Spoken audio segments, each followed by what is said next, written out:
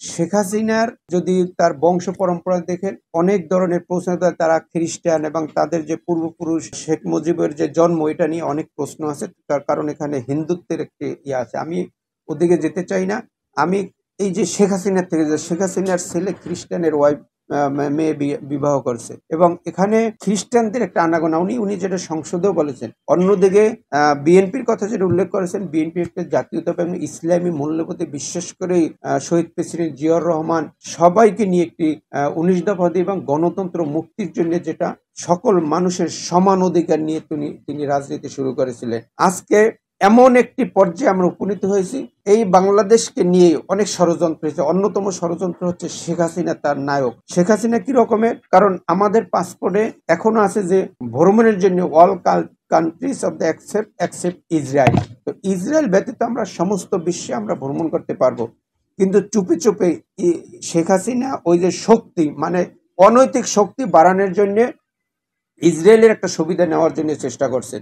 এইটা যখন বিভিন্ন পত্রপত্রিকায় আসছে, আপনাদের মিডিয়ায় আসছে, তখন এটার থেকে প্রচুর প্রতিবাদ হয়েছে। প্রতিবাদের মুখেও ওনাকে দেখা গেছে যে ওই ইসরায়েলের জন্য তার মায়া কান্না কাঁদতেছে। এই মুহূর্তে যেখানে সারা বিশ্ব এবং জাতিসংঘের যে রেজলিউশনে যারা সই করা আছে, প্রত্যেকে ব্যক্তিগতভাবে রাষ্ট্রভাবে না হইলেও প্রতিটা জনগণ কিন্তু ফিলিস্তিনের পক্ষে দাঁড়িয়েছে। কিন্তু এই শেখ হাসিনা আজকে ভারতে বসে ওই যে অসহায়ের সময় যে অনৈতিকভাবে শক্তি সামর্থ্য যোগানোর জন্য আজকে ইসরায়েলের একটি মায়া কান্না কাছে এবং ইসরায়েলের পক্ষে তার অবস্থান। কিন্তু একটা এত উনি বাংলাদেশের বিপক্ষে ওনার নেতা নেত্রীদেরকে বিভিন্নভাবে ভাইরাল হয়েছে, আপনাদের মাধ্যমে দেখেছি যে এই বাংলাদেশ দখল করার জন্য যত ধরনের প্রসেস প্রক্রিয়া ষড়যন্ত্র দরকার উনি গ্রহণ করেছে। কিন্তু আজকে কোথাও এরকম একটি শব্দ উচ্চারণ করে নাই যে আমরা বাংলাদেশের পক্ষে, মুসলমানের পক্ষে, ফিলিস্তিনের পক্ষে। ওনার এটাও বের হয়েছে যে তারা ইসরায়েলের পক্ষে তারা মিছিল মিটিং করতেছে এবং ইসরায়েলের পক্ষে উনি নাকি কবিতাও আবৃত্তি করা শুরু করেছেন। তো সেই জন্যই আজকে এই শেখ পরিবারটা হচ্ছে বাংলাদেশের জন্য সবচাইতে একটি নিগৃহীত। এই শেখ পরিবার হচ্ছে সবচাইতে মুসলমানের জন্য এক নম্বর শত্রু হচ্ছে বাংলাদেশ।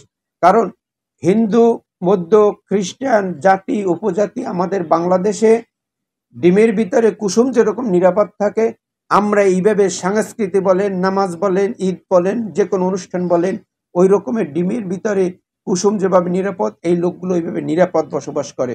কিন্তু এই শেখ পরিবারের কারণেই আজকে বাংলাদেশকে উস্কানি দিচ্ছে। অমুক জায়গায় হিন্দু, অমুক জায়গায় অমুক উপজাতি, অমুক জায়গায় ইসকন, যে বিভিন্নভাবে তারা নিগৃহীত, কোথাও একটা ইয়ে পাওয়া যাবে না। এবং এই ভারত হচ্ছে বাংলাদেশের এক নম্বর শত্রু। এইটা তারা সবসময় আগ্রাসী রূপে ধারণ করে, সবসময় তাদের একটি বাহাদুরি এবং সুলতানি আমলের মতো আচরণ করে। তো আমি যেটা পরিশেষে বলতে চাই, আজকে শেখ হাসিনা বাংলাদেশ থেকে পালিয়েছে এবং এই পালিয়ে যাওয়ার পিছনে যারা যারা একে সহযোগিতা করেছে তাদের আইনের ভিতর আনতে হবে। এবং এই শেখ হাসিনাকে যদি বিচারের কাঠগড়ায় দাঁড়ানো না করা যায়, ততদিন এই বাংলাদেশ মানুষ শান্তিতে থাকতে পারবে না, বাংলাদেশ নিরাপদের জায়গায় থাকতে পারবে না। বাংলাদেশ মানুষ সবসময় এই আর কতকাল যে বাংলাদেশের জন্য যে আন্দোলন সংগ্রাম করে যাবে, যদি এই আন্দোলন সংগ্রাম যদি সমাপ্তি করতে হয়, এক নম্বর হচ্ছে এই শেখ পরিবারের প্রত্যেকটাকে অ্যারেস্ট করে, প্রত্যেকটাকে গ্রেফতার করে তাদের আইনের আওতায় আনা গেলে এই বাংলাদেশ হবে সোনার বাংলাদেশ। এই বাংলাদেশ হবে সমস্ত মানুষের বাস করার একটা, যত ধর্ম কর্ম অন্য ধর্মের হোক, তাদের বাস করার জন্য একটা সোনালী বাংলাদেশ হবে আমাদের এই বাংলাদেশ। স্বাধীনতার চেতনা তখন আমরা পূর্ণভাবে উপভোগ করতে পারবো বলে আমি প্রত্যাশা করছি।